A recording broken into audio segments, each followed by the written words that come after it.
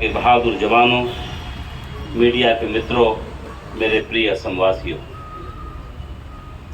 मैं कुछ कहने से पहले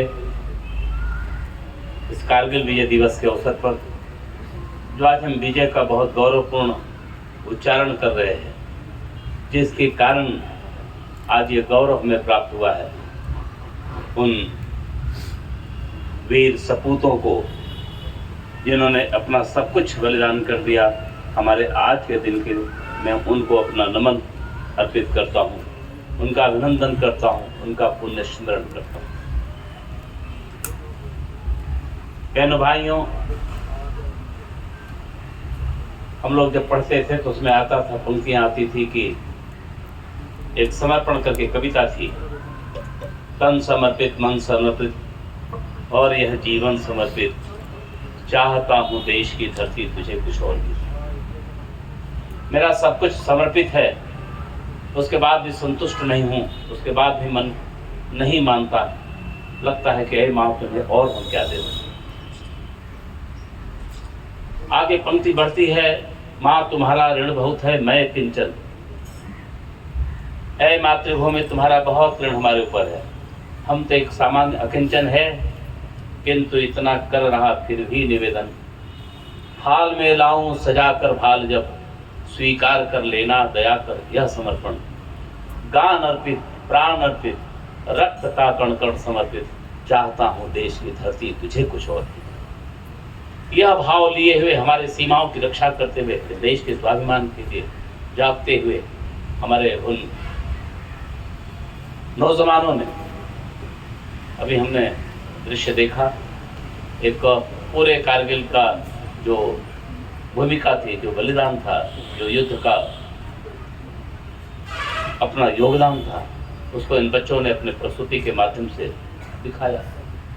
घर में शादी की तारीख पड़ गई है, सारा उत्साह हो रहा है, घर में मंगल गीत गाए जा रहे हैं, सूचना आती है। यानी हम ये बात महसूस कर सकते हैं कि कितना बड़ा त्याग, कितना बड़ा समर्पण, अतुल्य त्याग, और वीर चल देता है, सीमा पर जाता है। यानी कितनी कठिनाइयों, कितने संघर्ष, कितने बलिदान, कितने त्याग के बाद आज हम अपने राज्य के अंदर, अपने घरों में सुरक्षित और पूरी भरपूर नींद लेते हैं। अगर हम ये नींद ले पाते हैं तो उन ऐसे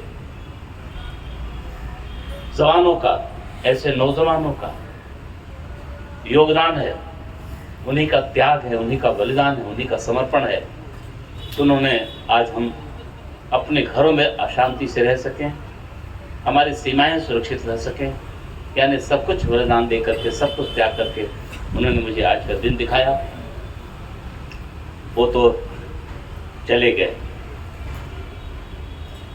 तेरा वैभव सदा रहे माँ, हम दिन चार रहे न रहे, ऐ मातृभूमि तुम्हारा वैभव बना रहे, ये दो चार दिन जिंदगी हम रहे न रहे। यानी ये केवल पंक्तियां गाया नहीं, उसको जीने का काम किया। आइए हम उनको स्मरण करें और भगवान से प्रार्थना करें हमें वो शक्ति दे, जिस गौरव के लिए, जिस हमारे कल के लिए अपना सब कुछ बलिदान कर दिया, हम उस बलिदान को व्यर्थ नहीं जाने देंगे। हम अपनी सीमाओं की रक्षा करेंगे, वैसे समाज, वैसा देश बनाने में अपना जो कुछ हम अर्पित कर सकते हैं करेंगे। आज का दिन यह संकल्प लेने का है। मैं उन वीर माताओं को, वीर नारियों को अपना बहुत प्रणाम अर्पित करता हूँ। आपका त्याग, आपका बलिदान अतुल्य है। आपके कारण आपकी कोख पवित्र हो जाती है, पूज्य हो जाती है, जब आपने अपने कोख से ऐसे वीर सपूतों को जन्म दिया। बहुत से लोग जन्मते हैं, मरते हैं, लेकिन सबको लोग इस रूप नहीं याद करते। ऐसे मृत्यु भी कुछ लोगों को मिलती है।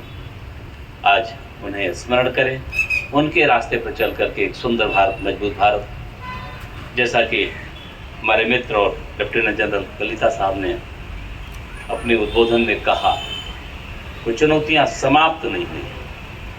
समय समय पर जो हमारे देश को एक समृद्ध राष्ट्र के रूप में नहीं देख पाते, वो अपने हरकतें करते रहते हैं, लेकिन हम सतर्क रहेंगे, हमारा भाव मजबूत रहेगा तो ये चाह के भी कुछ नहीं बिगाड़ सकते।